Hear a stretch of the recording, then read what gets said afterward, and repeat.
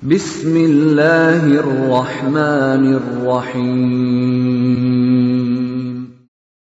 وَلْتَكُنْ مِنْكُمْ أُمَّةٌ يَدْعُونَ إِلَى الْخَيْرِ وَيَأْمُرُونَ بِالْمَعْرُوفِ وَيَنْهَوْنَ عَنِ الْمُنْكَرِ.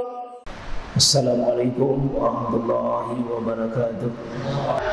At-ta'zim. Ta'zim, ya, penghormatan, pengagungan. Seseorang yang mengagungkan Allah, Pak, semakin tinggi pengagungannya, semakin merasa dirinya hina. Dan orang yang merasa dirinya hina pasti merasa butuh sama Allah.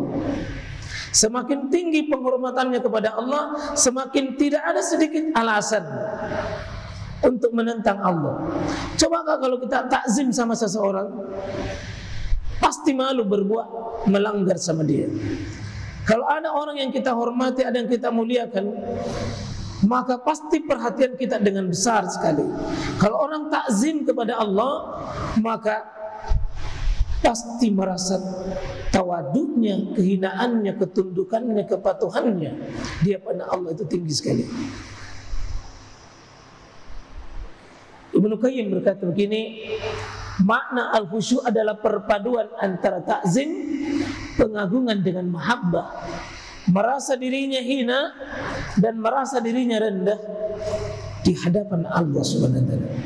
Itulah sebabnya, Pak, ungkapan pertama adalah takzimnya kita kepada Allah, lalu kita tawaduknya kepada Allah, lalu kita hinakan seluruh diri kita. Allahu Akbar. Siapa yang tidak memahami kalimat ini, sulit melanjutkan takzim berikutnya. Ya, karena itu ketika Allahu Akbar, rendahlah seluruhnya, hinalah seluruhnya, kecillah seluruhnya. Termasuk yang kita ingat itu selain Allah Subhanahu wa taala. Ibnu Rajab mengatakan, khusyuk yang terjadi dalam hati adalah pancaran dan ma'rifat Allah Subhanahu wa taala. Tidak mungkin takzim, ya, kalau kita tidak ma'rifah, tidak mengenal Allah. Dan ini butuh ilmu tauhid. Ya. Karena itu orang yang takzim kepada Allah, dirinya dari tidak ada menjadi ada, dirawat oleh Allah, diberi rezeki oleh Allah, dipelihara 24 jam oleh Allah, jantungnya dipegang oleh Allah, ubun-ubunnya dipegang oleh Allah, darahnya dipegang oleh Allah, tulang kulitnya semua digenggam oleh Allah, pemilik langit. Akan ada ayat di sini, Bang. Coba. Tusabbihu lahus samawatu as-samu wal ardu wa man fihin. 7 langit, 7 bumi, bahkan semua antara langit dengan bumi ini, wa man fihin wa in min syai'in ya illa yusabbihu bihamdi. Langit 7 bumi, bahkan semua di dalamnya, semua bertasbih kepada Allah dengan caranya sendiri. Langit bertasbih, bumi bertasbih, seluruh isinya bertasbih. Dalam rangka apa? At-ta'zim. Dan siapa makhluk yang dimuliakan oleh sekalian manusia? Karena kemampuannya at-ta'zim. Langit, bumi, semuanya ta'zim. Semua itu dalam keadaan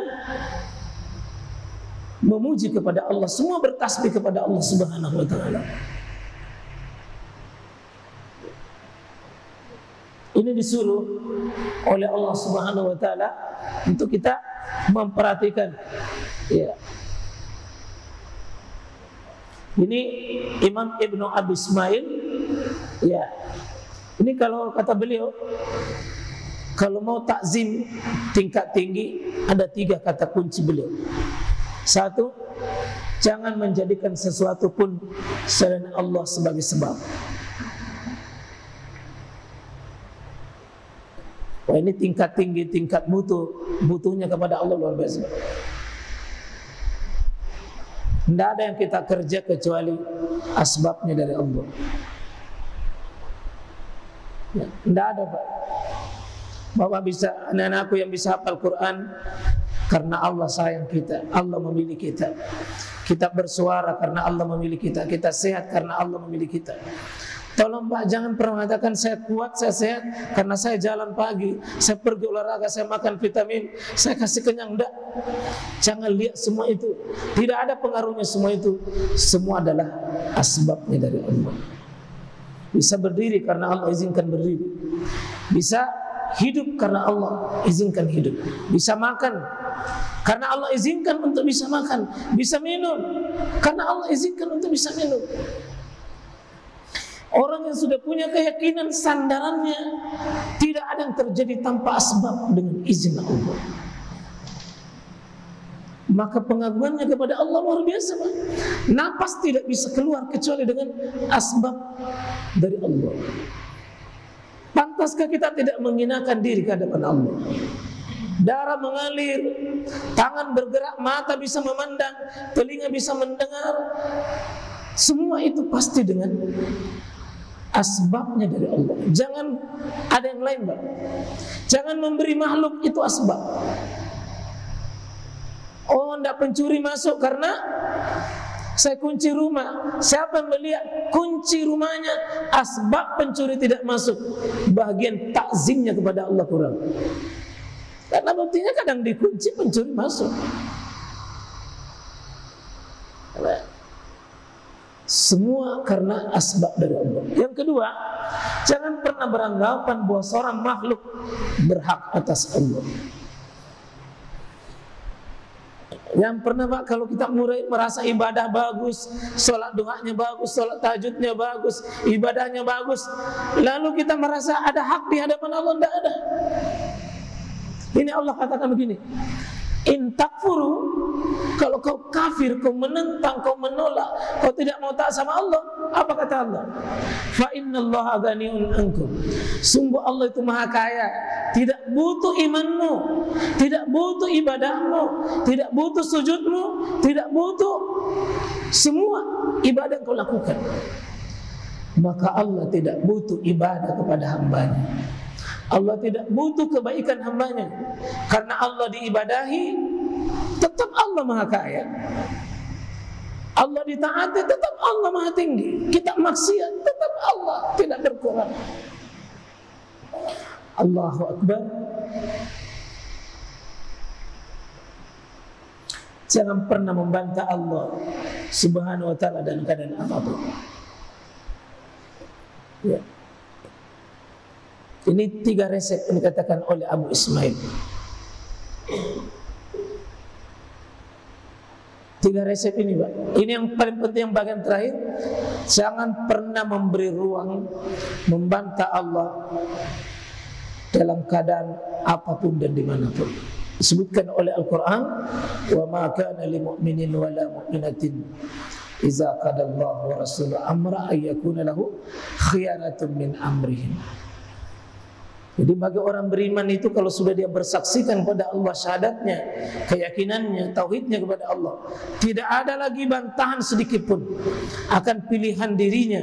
Kalau Allah sudah menetapkan sesuatu, tidak ada lagi. Nah, disinilah kalau mau takzim hadir, ke pengagungan pada Allah, pelihara 3 ini. Pelihara 3 apa tadi yang pertama, Pak? Maaf, apa tadi yang pertama? Jangan menjadikan sesuatu sebab selain telah dihilangkan itu, ya. Kita kenyang karena apa, Pak? Makan. Simpang bahwa meskipun saya makan bisa tetap lapar, tapi disuruh makan itu perintah Allah. Yang kedua, jangan merasa ada hak di hadapan Allah. Jangan mengatakan kalau saya sudah berbuat baik Allah berhak. Enggak. Allah punya kewajiban, tidak. Allah tidak punya kewajiban apa-apa dengan hambanya. Yang punya kewajiban itu hamba dengan Allah. Ini untuk muncul apa? Takzim kita, pengagungan pada Allah Subhanahu wa ta'ala. Siapa merasa dia seolah dibutuhkan oleh Allah, Pak, bosan beribadah.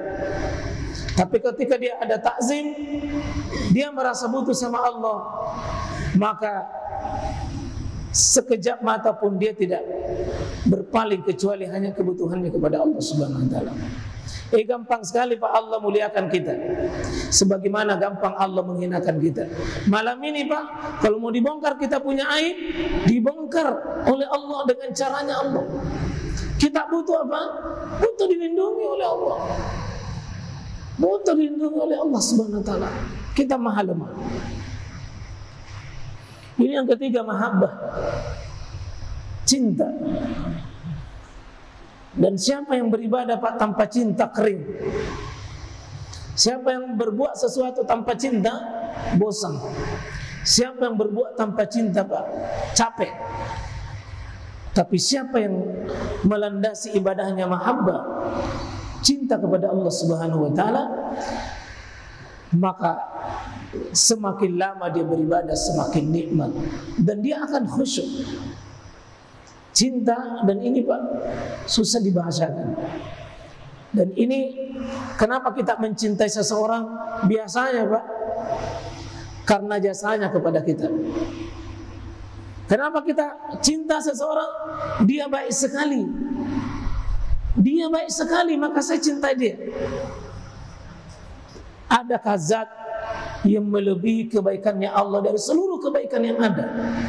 Allah yang mengadakan kita, Allah membentuk kita punya tubuh, Allah kasih kita napas, Allah kasih kita hidup, Allah kasih kita jantung, Allah kasih kita petunjuk, Allah kasih kita bimbingan, Allah kasih. Tidakkah ada rasa cinta pada Allah Subhanahu wa taala? Semakin banyak mendaftarkan kebaikannya Allah pada diri kita, semakin banyak Pak daftarkan kebaikan Allah pada diri kita, semakin mudah untuk mahabbah pada Allah. Ini syukur betul. Dan itulah Nabi ketika ditanya oleh Aisyah, ya Muhammad, ya Rasulullah, kenapa masih kau bangun sampai larut malam, sampai akhir malam kau masih bengkak matamu, bengkak betismu, bengkak kakimu? Apa kata Nabi sallallahu alaihi wasallam? Afala akuna abdan syakura? Tidakkah saya mengingat kebaikannya Allah kepadaku? Coba bayangkan Pak, kita dipilih dari sekian manusia ini, kita diberi hidayah oleh Allah. Dan hidayah itu gampang sekali Allah ambil.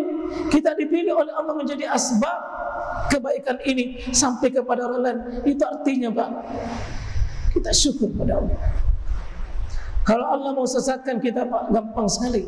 Hilang hidayah itu, hilang petunjuk itu, lalu kita menjadi syirik, kita menjadi bid'ah, kita dalam kemaksiatan. Alhamdulillah, alhamdulillah, alhamdulillah, ketika kita salat, kita ungkapkan kepada Allah, ya Allah, saya cinta kepada Engkau, sebagaimana Engkau memilih, saya cinta kepada Engkau.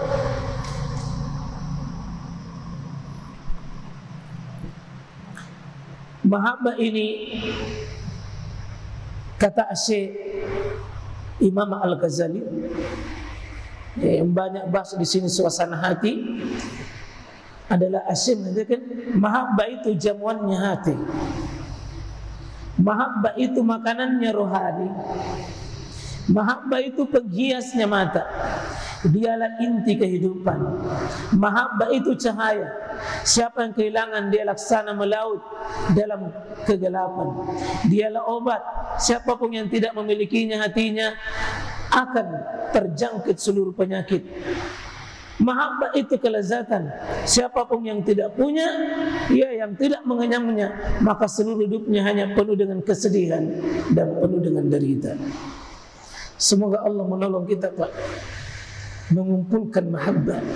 Wa minan nasi may yatta'izu min dunillahi andada yuhibbunahum kahubbillah.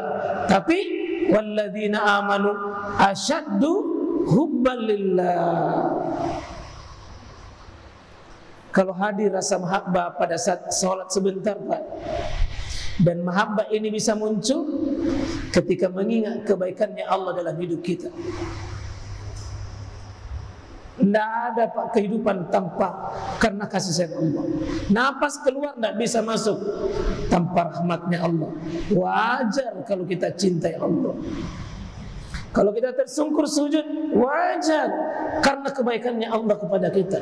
Kalau kita berdiri kokoh, wajar karena kebaikannya Allah kepada kita. Kalau kita membaca Al-Quran, wajar karena kebaikannya Allah kepada kita.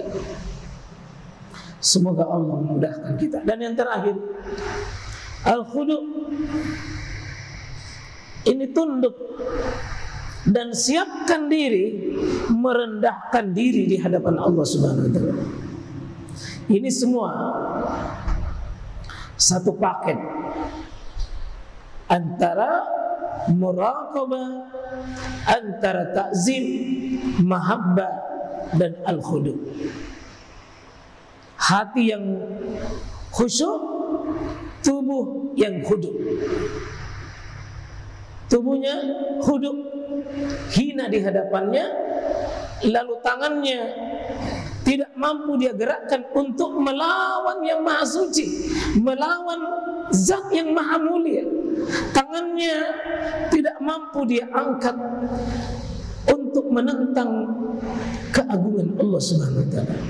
Mulutnya dia tidak mampu mengungkapkan kalimat kecuali dengan apa yang Allah ridhoi atasnya. Maka al-khudu' ini membuat tubuh akan rela dibawa kemanapun dan rangka ketaatan kepada Allah. Tidak ada rasa berat jika azan berkumandang jauh, karena khudu' dia ringan melangkah. Karena khudu' sahabat rela berjalan kaki 500 km, pikul beban, panasnya bisa 50 derajat, nyawa taruhannya, tapi dia mau khudu'.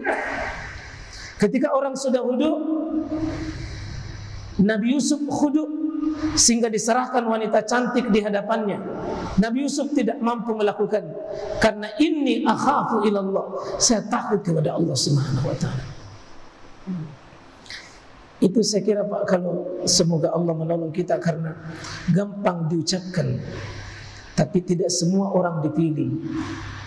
Bisa jadi saya memilih, saya mengucapkan ini tapi Bapak lebih paham, Bapak lebih mengamalkan daripada saya. Tidak ada jaminan sama sekali, karena ketika ini mau diberikan kepada siapa dikehendaki Pak, dipilih dia. Tapi ketika tidak dipilih Pak, tidak akan masuk dalam keyakinan kita.